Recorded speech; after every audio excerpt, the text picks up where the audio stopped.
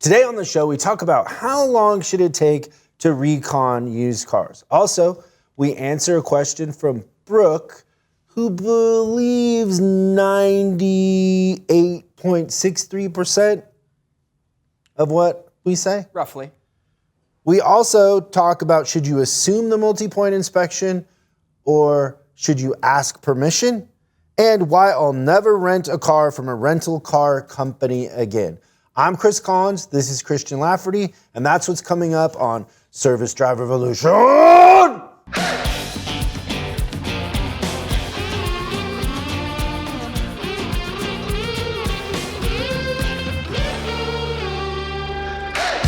So we've been working together for a while, right? It's been a few years. I would like to think that you're going to remember me. Like I feel really comfortable that tomorrow you'll remember me. Does that sound pretty accurate? For sure. How could I forget you? I don't know. What about next week? Do you feel like you'll remember me next week? Of course. Now this is a little bit of a stretch, but do you feel like you'll remember me in a year? Yes, for sure. Well, I'm glad we got that out of the way. Knock knock. Who's there? You said you'd remember me. That was a long way around the cul-de-sac, but you got me. That's pretty good. Christian and I just flew to Kentucky, Cincinnati. Yeah, we fly into Kentucky and then shoot up into Ohio. So this is our first traveling in, would you call this post-COVID? Whatever. Yeah, we haven't done this since last year. We both traveled, but not together. Correct. And I haven't traveled as much as you have. So we get to the airport, and Hertz is usually our go-to. Even though Hertz never has my name up on the thing, ever. It's never happened. It doesn't matter. It's like 11 at night, whatever. And I'm a Hertz something. You're Hertz Gold. So that's the thing, and we should Is probably that put a scam? I believe so, but we should put some context Everybody's to it, right? Hertz Gold, right? Yeah, if you got a Pulse, you're Hertz Gold. It took me 3 minutes to become Hertz Gold, but it has never gotten me onto the screen. But I use Hertz. Yeah. Like wherever I go, I like Hertz for the most part. They usually have pretty good cars. Yep. Right? There's always this weird thing that happens in the office where they book me like definitely something I don't want, like a mid-sized car, and I'm not driving that, so I'm always like upgrading. So if my name was on the board and I went to the car that was booked for me, probably wouldn't be You're not taking that car most of the time, right? Well, it ends up, I don't know, we're in the air and we get a text. Yep. Hertz doesn't have any cars, so you're going to have to go to Avis. Beautiful Avis. So we're like, okay, well, we're going to go to Avis. That's what's going to happen. What do we say? Like, we're at 30,000 feet. We're captive. So it's very clear that all of these rental car companies are going through bankruptcy because they're a disaster. It is. They don't know what they're doing. Yep. So we land in Kentucky and we go to the part of the airport where you wait for the rental car vans to pick you up and then drive you to the rental car place. It's off-site, exactly. Now in Kentucky, Cincinnati, the rental car places are not in one big building together like they would be in Seattle or, whatever. Dallas. Yeah. Any other major metro airport. They're spread out. So they have, at the airport, they have like, this is where you wait for the Avis shuttle. This is where you wait for the Dollar shuttle. This is where you wait for, whatever shuttle. And this is where you wait for the Hertz shuttle. So we get there and there's no Avis shuttle. No. And so I'm like, so should I call Avis? And you're like, I don't know. Whatever. You were no help. As usual, no help at all. So I look at the calendar invite and it has a phone number. So I'm like, okay, I'm going to call. So I call and nobody answers. Like nothing. Then all of a sudden the Hertz van shows up and this guy's an entrepreneur. Genius. He says, he parks in the Hertz thing, which I don't know, is 50 yards away. Yep. But he yells, have you guys been waiting for Avis long? And we're like, well, kinda, but not really. Like, I don't know, we'd waited 5 minutes. Yeah. No, because I called. Okay, so 5 minutes probably. Yeah. we're like, and he goes, yeah, something about they never come or something. I don't know, like something. And he says, I'll take you there. And we're like, okay. Us and a bunch of people, because clearly a bunch of people were going to Avis because Hertz was out of cars. Yep. So this guy, think about it, this shuttle driver is out of cars. They have no cars. He's got no work. He's got a family to feed. And so he's picking up Avis customers because he knows Avis sucks. And their shuttle comes by once an hour. They don't pick up the phone, whatever, right? So we get in the Hertz thing, and immediately Christian and I are like, oh, we got to tip this guy, right? Both dig it. Not just us, though. Everybody on the van. Yeah, so I'm like, the tips. So I flash Christian. I'm like, hey, I got a 20. I'm going to take care of him. Did you tip him also? No. Because you had money in your hand. I was going to give him a 5. You were going to give him a 5. Yep. So I gave him a 20 just because I was so impressed that this guy has, like, he could be sitting at Hertz going, oh, we're out of cars. Yep. With his feet up. Make any money? But he's like, he's showing some ambition and clearly knows that there's a gap in the marketplace because Avis doesn't know what the hell they're doing. Yep. So he takes us to the Avis place, and on the ride there, the other people in the van, I'm asking him like, oh, do you go to Avis a lot? And one guy's like, yeah, that's what our corporation does, and another guy said, oh, we just switched to them. And so I'm like, okay, well, we're gonna see what this Avis thing, because honestly, I don't think I've ever done Avis, right? I don't think I have either. I understand the Hertz thing. I understand the Enterprise thing. Like usually, if I don't do Hertz, I'll do Enterprise. Yeah, Enterprise is my go-to. Yeah. I just started doing Hertz recently. So we pull up in the Hertz van to the Avis building, and we get out, and I don't know, you and I in the line of people getting off the van, like we're like, what, third? Yeah, we're close to the end. Third. We go in the door to the Avis building, and literally there's a line of people zigzagging around the room, and I would say there's 14 people in front of us. There's 2 people behind the desk and no cars out in the lot. Yep, that's pretty accurate. And so the energy in that room, like you could tell that this isn't working, that these 2 poor saps behind the counter are like 2 quick lube advisors with no quick lube techs. And they're just like, should I go clean the cars myself? Because I guess most of the cars were in the wash rack and weren't clean, so they couldn't go out. Meanwhile, what I was told by our beautiful crack problem-solving team here is that they had SUVs there, but I didn't see any SUVs. I think I saw one 4Runner. Okay, well that's not an SUV. That's a Toyota.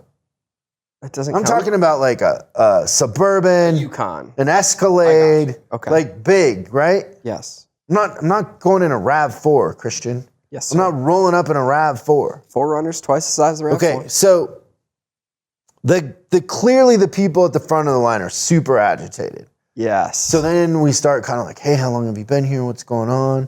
Blah, blah, blah. Oh, they don't have cars. They're cleaning cars, whatever. And so, I don't know. We stood there for probably 10 minutes. It was clear the 2 people at the front of the line weren't going anywhere. Yeah, because the line did not move. In 10 minutes, the line did not move. So I got on the phone. I called. Thank God Patricia was still in the office, right? Because it's getting late there.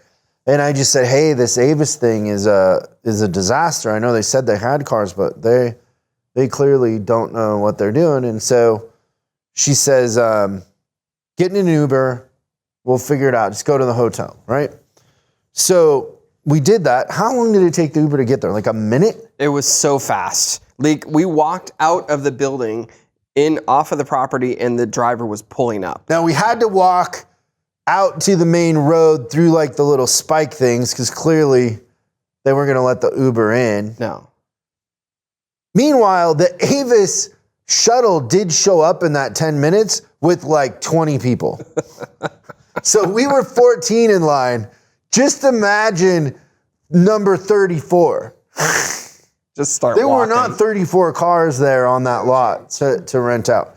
So we get back to the hotel. On the way to the hotel, Christian pulls up, what is it called? Turo. Turo, which I've used Turo before. I used it in Vegas once. And I rented an Aston Martin. Very nice. In Vegas. And you land, then the guy, meets you, gives you the car there. It's like super easy. Yep. And so it's like an Airbnb for your car, is what this thing is. So Christian reserves us a Tesla. The guy brings the Tesla to our hotel. Yep. And we drive the Tesla. We drop the Tesla off at the airport, put the keys in it. Well, there's no key. Oh. All there is Here's is a the little freaky credit card. thing. We leave our workshop. We're driving to the airport, and the guy calls and he says, "Oh, I see you're headed to the airport early." We're like, "Whoa, he's watching us." The whole time, the little red light on the camera in there. He's recording the whole thing. He's recording everything we said? Yeah, audio probably. too? I don't know about audio, but clearly video. Well, I mean, Let's assume poor audio. him if he's listening in on our conversations. How are you? Great. The whatever dumb stuff we're talking about. What kind of music do you like? I don't know. Like, right? What were we talking about? Nothing. It was nothing I'd important. spent 2 hours listening to. I think we argued about music for a while, right? And then I bitched about you getting lost a bunch of times. I don't think on this trip, didn't you say that you felt like I'd gotten better? No, your driving was better, but the navigation in a Tesla took us a different way every time. Yeah, it was the weird Google Earth thing. We too. went through like the craziest part of Kentucky or whatever it was. I was bitching about that. Yeah. Hopefully he has a recording of that. That would be nothing like me bitching about Kentucky or whatever, right? Yeah. But like it was the easiest thing. He made it really easy. It was amazing. So I don't know. I don't know why you would rent I don't know why would we rent a car from any of those people. I think it's official that we won't do that again. They will meet us at the airport. We don't have to go to the stupid rental place, right? The cars are way better quality. Yeah, it was a brand new Tesla. Yeah, it was easy. Yeah, it was great. Anyways, that's our story about Hertz, and I spelt Hertz on my little notes here like pain. I feel like that was Freudian for sure. Yeah. And Avis. Jeez, Avis. What a joke. I don't know if Avis is like that in every city, but they don't have a clue. Yeah. That was my one and only experience with them. I don't think that I'll do that again. I want to warn everybody. I've warned you already if you're a consistent listener to the Service Travel Revolution. Get ready for summer. Please do me a favor, get ready for summer. More people are going to drive and travel this summer. You are going to have more people from out of town trying to get in for check engine lights, tires, coolant leaks, overheating. We are going to have the summer of fixed ops records. Yes. We are going to just literally print money. Get ready. Hire techs now. It's coming. You're going to be busier than you've ever been. I can feel it. Hotels are already sold out through the end of the year. It's getting challenging. Yeah. I'm going to this thing in Florida. The hotels are all sold out, months out. I'm telling you, people want to get out. I saw this thing on the news. They were saying people are going to the airport and just saying, wherever I can go that isn't here, like I just want to get out of town. Like, that's how I feel too. Like, Tulsa? Sure, yeah, I'll go to let's Tulsa. go. Albuquerque? Woo! Red or green chili? Let's do it. Okay, let's talk about how long should used cars take to recon, Christian? How long? I'm trying to think back when you were a service manager, your used car recon situation. Yep, and I know. I forget. Yeah, when we started, we were just over 5 days. Where did we end up? 2. And there was plenty that were getting done in less than 2. Little tribute to Mr. Camp. Mr. Camp was all bought into getting those cars turned fast. The sharpest dressed general manager. Yeah. And sharp-minded, too. His clothes and his brain matched. Just a good guy. Yeah. Well, he had it ironed down. He's like, yep, for every day that we don't have this car on the lot, it costs us $42.84. Like, he was just that guy that, like, he got it down to the penny on what the cost was of not having a car on a lot. So we have to, from a fixed ops perspective, understand the used car business in order to serve the used car business. We can't do it on our terms. We have to understand that used cars are a depreciating asset. They are not going up in value. It is very rare. Maybe that beautiful collection of cars in Weiler's museum is going up in value. But for the most part, used cars are going down in value. They are depreciating assets. So Christian just said, like Camp used to say, oh, that car costs us $45 every day. Like, you literally can figure out, if you take what the depreciation is going to be on that car or truck, on top of whatever flooring expense is. So take whatever the wholesale value of that vehicle is, times, I don't know, whatever, 6% interest rate right now, divided by 12, divided by 31, and that'll tell you the daily interest you're paying, and then do the same thing with the depreciation. But most of the time, those things in 5 days have gone down in value a couple $100 minimum. That's exactly right. They're going every week, they're going down a couple $100 in value. They're depreciating assets. They're not going up. And so it is our role to understand that, but also understand that if we do a good job and we're in the business of retention, that vehicle selling and not getting wholesaled is giving us another customer in our service drive. That's right. So whether you're all makes or all models, or a percentage of the cars that are used are coming back because you only work on Hondas or whatever it is, you still want to approach it like these are our future customers and this is about retention. And so if we assist the used car department in selling more cars and holding gross, we're going to get more customers into our drive. So hands down, we talked about last time, dispatchers. I would move your dispatcher to an internal advisor, and I would dedicate technicians to PDIs in used cars in every situation. I don't care how small your dealership is, one tech can stay busy doing used cars and PDIs. And usually those techs can be on the lower end of the pay scale, they can be flat rate, and they can be very productive. I've yet to have a situation where I go into a shop and there isn't a tech that's kind of in his 50s, that's a really good tech, but he's not that excited about new technology, but he's really good, his quality is good, and he can flat rate brakes and tires and oil leaks and things like that. You can offer them the position. So let's say they're making $30 an hour. You can say, listen, Tom, I have a position as a used car tech. It pays $25 an hour, but it's all gravy. You're not going to be doing much warranty, whatever it is. You don't have to learn the new electric engine or... Yeah, you don't have to do wiring harness rebuilds and all that other stuff. And that works most of the time. Those techs are like, yeah, I'm tired. I don't want to do it anymore, and I would love to be the used car tech. If you don't do that, you can run an ad for used car tech, and 4-day work weeks are the nuclear weapon of hiring techs, but used car techs, if you run an ad for a used car, most of the time that pulls pretty good. But I would dedicate low cost, so we don't want $40 an hour techs, but we also aren't probably looking for 15. We're looking in the $20, $25 range. We want quality, we want good techs, we want them to be able to be flat rate and productive, but understanding that it's kind of gravy. It's an easier job. There's not going to be a ton of warranty, and you're going to be doing a lot of retail stuff all day that's pretty easy to flat rate and make time on, but dedicate a tech and then put a process in place where you're tracking the used cars and work on the system.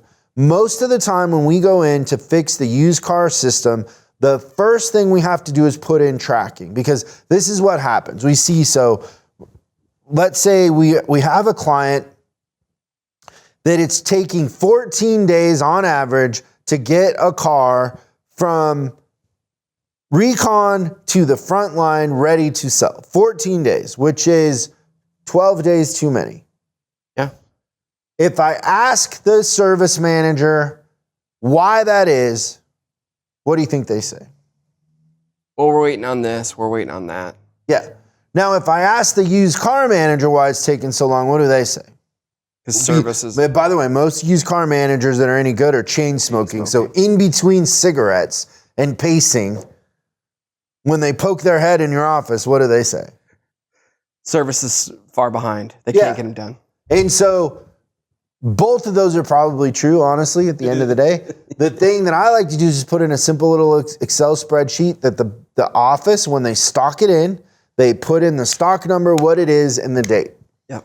Now it's the internal advisor's job to look at that sheet 100 times a day, and as soon as something's been stocked in, we create a repair order, we go get it, and we put it in the shop. Literally like within an hour. Like that sheet, in fact, you can set it up where they text you whenever they add something to it if you don't know how to pull up Excel on the, on the network, whatever it is. Then there's another column that says out for approval. We put the time and the date. Then when we get the approval, we put another time and date. Now I can figure out how long it's taking a used car manager, and in most situations, it takes 2 or 3 days for the used car manager, who says it's the service manager's fault, to give them the okay. So then what I do is I go to the GSM or the dealer and I say, listen, here, we're writing them really quick, but it takes us 2 or 3 days to get the approval. Could we, our average recon here at this Honda store is, $700. Could we just have $700? If it's anything under $700, we could do it. And they're like, yeah. And now all of a sudden we got it. Now we're making progress. We got a constraint removed. We're cooking with gas, right? If it's a BMW store, $1,500. It depends on the car line, the area, and how sketchy the used car manager is. Because some used car managers are buying stuff that $500, it's a little iffy. Yep. And the market's a little more competitive right now, so people are stepping on cars they might not have normally bought previously, right? So then you got the detail thing. Then we got another column, how long did detail take? But if you work on that, if you have an internal advisor that is compensated on turn, if they're compensated from the time it's stocked in to the time it hits the front line, and that's their bonus structure, and you look at the data and you help and you get everybody in a room, and the common goal between everybody is 2 or 3 days reconned, detailed, and ready to go to the front line, and everybody shares in that vision and believes it can happen, it happens like magic. Oh yeah, I've seen it happen. So my internal advisor was it was really like he was conducting a symphony, right? Like he could have been in charge of the Philharmonic, because he would say, okay, because he also was responsible for the recon part, like the PDR, the bumpers, the windshield, the glass, everything like that. And he would tell the vendors, he'd be like, okay, I've got 12 cars coming in. I need you to be here between 10 and 2, and the PDR is going to happen during this time. And then they'd be like, well, I can't make it on. He'd be like, no problem. I got another guy I can call, and then I'll get that done. So he had 2 or 3 backups to each thing that he did. And then they always just made it. He became a priority with everybody. And he had this thing. It's like, well, this one's going to go into the shop at this point in time. Like he had it down to the minute. And he was able to turn these cars so amazingly fast, but it was because he was organizing it. But he wasn't held hostage by anybody. And he did have that pre-authorization. You know what some people that are listening to this or watching this are thinking right now, Christian? That it's not possible? They're thinking, well, if I take the internal work from the other techs, they won't be happy. Oh. Because most service managers use the internal work to subsidize the fact that they're not selling retail work. Yeah, especially PDIs. That burns my hide when I see a $40 an hour guy doing a PDI. Yeah. Trust me, in 100% of the situations where you take internal and dedicate a middle skill level $20, $25 an hour tech, your retail sales go up because they have to do inspections, because they don't have it to fall back on. And they can't be a Band-Aid. Used cars can't be a Band-Aid or an afterthought. They have to be a priority. You got to think about, you call us and you say, hey, we got to increase our traffic. We got to increase our RO count. I'm telling you how to do that. Fix your used car process and fix your new car process. It sells more cars. The dealership makes more money and more gross, and you get more vehicles in your service drive. It is impossible to scale a used car department with a service department with a 14-day turn. Agreed. It's impossible. But they scale really fast at a 2 or 3 day turn. They scale fast. They just go. It's on us to understand that business and to make it work. And if you don't dedicate, it'll always be an afterthought, and you'll never control it. You can only control it by grabbing it by the neck and controlling it. Yeah, and you can't have everybody doing it. It's because I think that's the thing is technicians on internals, it's the rainy day car. It is absolutely there just as a filler. And sometimes systems are broken, and things don't work. But there's did you hear the thing about the chameleon that couldn't change colors? I did not. He has reptile dysfunction. That's pretty good. So how long should it take a used car to recon? I really think 2 days is the magic number. 2 days, everybody. 2 days. That's 2 días in Espanol. See? Okay, we got a question. By the way, if you have a question that you would like us to answer on the show, we will probably answer it. We don't answer them all because some of them can be a little crazy. But you can call us. What is it? 8333-ASK-SDR. And if we do read your question, if we do play your question on the show, we will send you some swag. Good stuff, too. Okay, let's hear this question. Hi, I'm Brooke from Jupiter, Florida, not the planet. I enjoy your podcast, and I agree with 98.63% of your advice and observations. I've tried to hold out for 5 months to see if I could let it go, but I can't. You shot down the chaotic feminist comment that she asks permission to perform an MPI. My question is, if I give you 4 good reasons, would you be willing to change your mind on asking customers if they want a free multi-point inspection? First question. When you ask permission, you give the customers little control in a situation where they feel they have none. Number 2, customers aren't surprised when the advisors say, oh, by the way, while we were changing the oil, we noticed you need brakes. When you're asking permission, the customer's expecting something, either a clean bill of health or not. If your inspection takes more than 5 minutes, like for a Highline vehicle, when you ask permission, the customer can decide if they want to wait the extra time. Number 4, if you ask permission, you give the advisors the chance to build the value of doing service with you with the benefits of a complimentary inspection and the opportunity to explain what will be inspected. Now, the downside is, if you ask permission, now you're on the hook for your technicians to do a quality inspection. Thank you so much. Now I'll see if I can hold out for 5 more months and see if you'd be willing to change your mind on the importance of parts to labor ratio. What do you think Brooke doesn't like about the parts to labor ratio? I don't know. I'm really curious. I also like the 98.63% that she agrees with. So she has an issue with 2 of the things that we believe in. That means that she agrees with 146 things. How'd you come up with that math? I did the math on, divided essentially 1.37 or 1.37% into. What's 1.3? It's 1.3. So she agrees with 98.63% of all of our things. That means she doesn't agree with 1.37% of the things. So 1 out of 100. 2, yeah, roughly. But that's a lot of agreement. We're on to something. First of all, Brooke, we really appreciate the question. You sound like a very fun person to hang out with. I bet we could have some laughs. And she cares. I'm coming to Florida next month, but not Jupiter. Where's Jupiter? Down south by Miami. Oh, it is? I'm coming to Miami. You'll be in that area. I'll be there. I don't know what your feelings are. Do you think the 98.63% agrees with tequila and cigars? For sure. There's no doubt. Really? You think Brooke's smoking a cigar? I don't think she's against it. She may not do it. Like, I don't smoke cigars, but I'm not against you smoking cigars. Okay. So, Brooke, we, in principle, are kind of saying the same thing. Kind of. So what I've experienced going into hundreds of service departments is that when the advisors ask permission to do the inspection sheet, a lot of untalented advisors get, no, I'm in a hurry, I don't have time for that.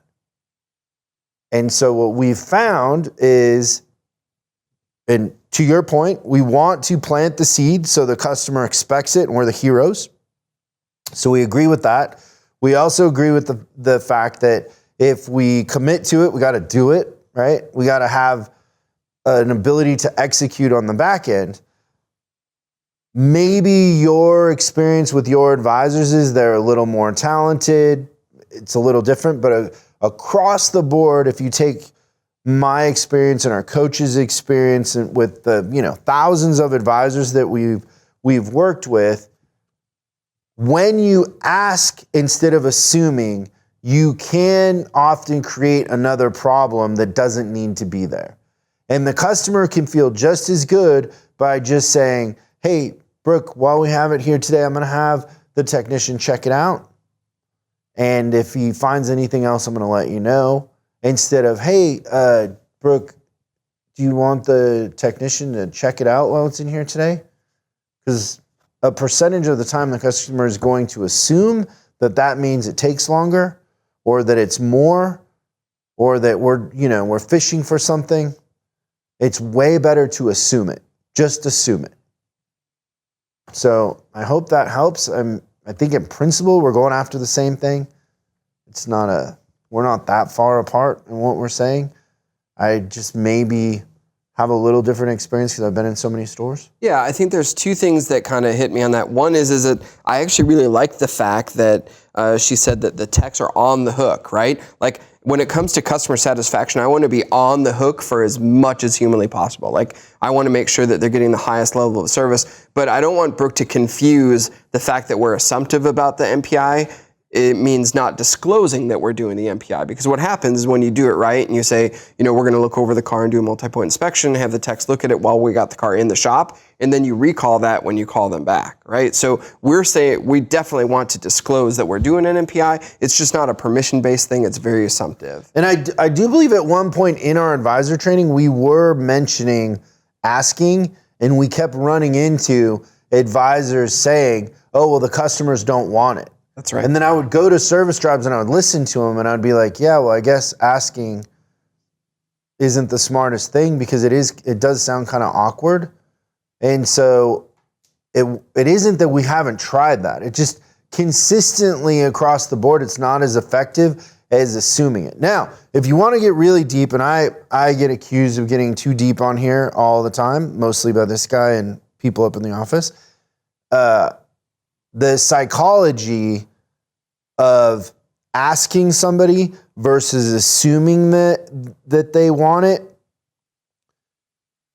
there's a lot of effects that are negative when you're asking customer permission to do things versus taking control, making them feel safe, and guiding them through the process. So if you're asking a customer permission to do a bunch of different things, they start to get decision fatigue and they start to lose trust a little bit. But when you assume things and you take control and you make them feel comfortable, they're more likely to buy the work and say yes. So on the back end of that question is your closing ratios of selling the work will be higher when you assume it, assuming that that's paired with pet the dog, walk around, that they trust us in a good process. But when you give them decision fatigue and you're asking permission, you're creating subconscious doubt. We create subconscious doubt all the time in service departments with customers by the things that we do. But the most effective approach is to take a customer, be the expert, and tell them what they need to do once we've gained trust. But if you oftentimes advisors get in this pickle where they're telling the customer what it needs in a way that it's optional. And then the customer will just by default say no because they're like, you're not saying I have to do it. If you told them hey, you need to do your brakes, it's important, they would do it. But we're just serving it up in an awkward way where we're mentioning a bunch of different things that they don't understand and how much time it takes and the book and the parts and this and that. And we're confusing them and they're saying no because they've lost trust and they don't feel like we're an authority. You got to understand, we're the doctor. They're coming to the doctor. You don't want to go to your doctor and the doctor say, well, can I listen to your blood pressure or whatever? Like, no, they're going to do that. And that's what they assume if we know what we're doing, we're going to take control, and that's a part of our process. So on the back end of that question, it does affect the closing ratio and the trust that we're building on a subconscious level. And I don't know, that stuff's fascinating to me. Maybe not as fascinating to you, but it's fascinating to me. No, I like it. You didn't go too deep. That was good. What was that? I blessed it. Oh, that was a Catholic thing? Yeah. Are you Catholic? I've dabbled in it. Dabbled in it? What do you mean? How do you dabble in Catholicism? Growing up, I was curious, so I went to several Catholic masses, just trying to understand. I grew up Presbyterian, actually, but... Same thing. Yeah. Well, I think the Catholics have a better monetization They're more system. Organized. Yeah. For sure. They know how to monetize. Yeah. I don't doubt It's a that. system. Well, that was fun. Did you have fun? I had a great time. Thank you. Thank you for tuning in, and we will see you next time on Service Drive Revolution. Thanks so much for watching this episode of Service Drive Revolution. We're uploading new stuff every day, so make sure you subscribe and click the bell icon so you don't miss out. If you have a question you'd like us to answer on the show, call 8333-ASK-SDR and we'll answer your question on the show. That's 8333-ASK-SDR. For special deals on our books and training, head over to offers.chriscollinsinc.com. Now that's offers.chriscollinsinc.com. I'm Chris Collins, and I'll see you in the next video.